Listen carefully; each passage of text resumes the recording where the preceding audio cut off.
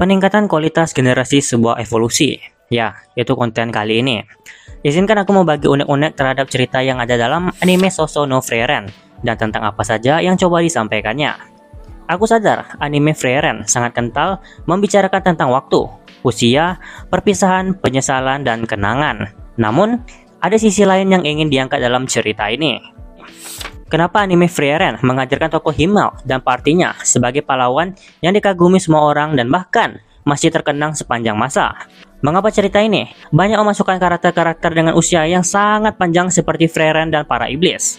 Serta, apa alasan Frieren harus diceritakan menempuh perjalanan dengan dua generasi yang berbeda? Dari pandanganku, selain makna yang tampak di luar yang coba cerita ini sampaikan, anime Frieren juga sedikit mengangkat tentang perkembangan antar generasi, tentang peningkatan kualitas yang terjadi pada generasi-generasi barunya, membuat mereka, para generasi-generasi baru, bisa melampaui generasi pendahulunya. Anime Frieren menyinggung masalah evolusi dalam ceritanya. Kita diperlihatkan tentang perkembangan sihir yang begitu jelas terlihat.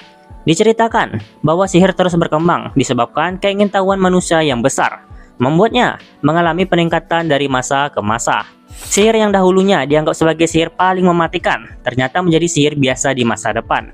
Munculnya sihir yang dapat mengkonter sihir lama yang sebelumnya tak tertandingi. Dan juga banyak lahirnya variasi sihir baru yang belum pernah ada di masa lalu. Semua itu adalah bukti bahwa sihir mengalami sebuah evolusi. Evolusi yang menandakan bahwa sihir terus meningkat seiring perkembangannya zaman, yang menjadikan hal yang belum pernah ada di masa lalu bisa muncul di masa depan. Hal yang dianggap paling atas di generasi sebelumnya tersisih karena hadirnya hal yang lebih melebihinya. Karena itulah, jika terdapat sebuah evolusi, maka sudah pasti kualitas manusia mengalami peningkatan dari sebelumnya. Manusia adalah subjek yang menunggangi evolusi tersebut. Yang artinya, manusia yang mengalami evolusi akan selalu memiliki kualitas yang lebih baik dibanding dengan pendahulunya. Dalam anime Frieren, para penyihir di zaman sekarang lebih unggul dibanding penyihir di masa lalu. Terlihat di episode 3 ketika Fer, yang notabene belum terlalu lama mempelajari sihir, bisa menangkis sihir dari salah satu pasukan Raja Iblis yang disebut sebagai sihir paling mematikan. Ini menunjukkan bahwa Fer sebagai generasi baru sudah melampaui generasi sebelumnya. Fer bisa memakai sihir pertahanan, yang mana generasi lama tidak bisa menggunakannya. Disinilah mulai terlihat kesenjangan antara generasi lama dan generasi baru dalam anime ini. Selain itu, anime Frieren juga menampilkan flashback untuk karakter-karakter di masa lalu. Untuk Frieren, mungkin sebagai pembangkit kenangan dan demi memunculkan sisi sentimental. Tetapi, flashback bukan hanya terjadi pada Frieren, tapi juga pada Fer dan Star. Untuk Fer, flashback paling berkesan ada di episode 9 saat momen melawan iblis. Sangat berkesan karena flashback ini mendukung perkembangan karakter si Fer itu sendiri. Untuk Star, momen melawan iblis di episode 9 juga mendukung perkembangan karakternya. Dan di episode kelima saat dia pertama kali diperkenalkan. Di anime kebanyakan, adanya flashback demi perkembangan karakter bukanlah hal yang terlalu spesial. Namun di anime Frieren, yang menjadikannya lain karena objek flashbacknya adalah para tokoh dari generasi lama. Inilah alasan mengapa kita diperkenalkan para tokoh generasi lama di awal cerita. Mereka ada untuk menjadi perbandingan antara generasi baru dan generasi lama. Star yang selalu dalam flashbacknya dipuji oleh Aizen, sang guru sebagai kesatria yang hebat yang akan melampauinya suatu hari nanti.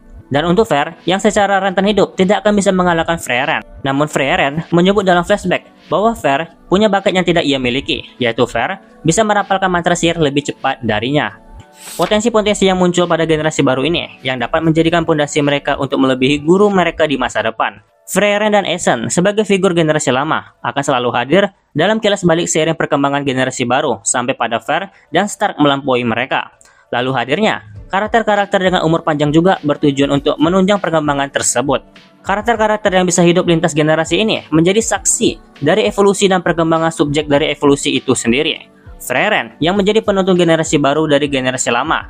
Juga ada para iblis yang pernah mengalami konflik dengan dua generasi berbeda. Iblis yang muncul di episode 9 yang melawan Fer dan Stark benar-benar menjadi bukti dari evolusi manusia. Iblis yang dulunya pernah bertarung dengan Aizen dan dapat bertahan hidup-hidup bisa dikalahkan oleh Stark, murid dari Aizen itu sendiri. Reaksi terkejut, terheran-heran, dan pengakuan dari si iblis yang membuat kesan tentang peningkatan kualitas antara generasi semakin terlihat menonjol dalam cerita.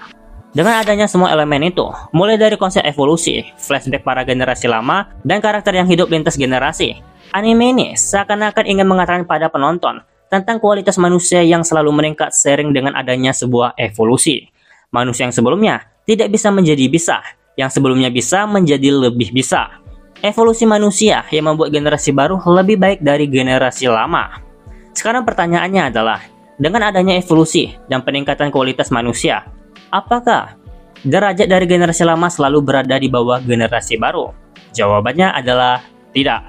Generasi baru memang bisa melampaui generasi lama secara kualitas, tapi tidak akan bisa mengalahkan derajat kemuliaan mereka. Aku belajar dari wali kelasku dulu, bahwa derajat seorang guru akan selalu berada di atas seorang murid sampai kapanpun. Seorang murid mungkin bisa mengungguli gurunya dari segi keilmuan, tapi tidak akan pernah bisa dalam derajatnya. Siapapun gurunya dan sudah menjadi apakah muridnya, seorang murid tetap wajib menghormati dan memuliakan gurunya. Misalkan saja Stark, suatu hari benar-benar bisa mengalahkan kesatria paling kuat di dunia dan melampaui Aizen. Meski begitu, rasa hormat Stark pada sang guru dalam hatinya tidak akan berkurang sedikit pun. Andaikan Fer benar-benar melampaui Frieren, dia akan tetap menyebut Frieren sebagai penyihir terhebat sepanjang masa. Itulah momen yang paling aku nantikan dalam cerita Frieren.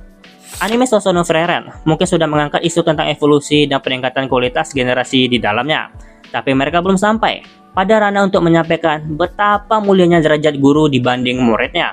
Namun cerita mereka punya potensi untuk mengarah ke sana suatu hari nanti, dan ketika hal itu benar-benar terjadi, maka akulah orang pertama yang akan bertepuk tangan.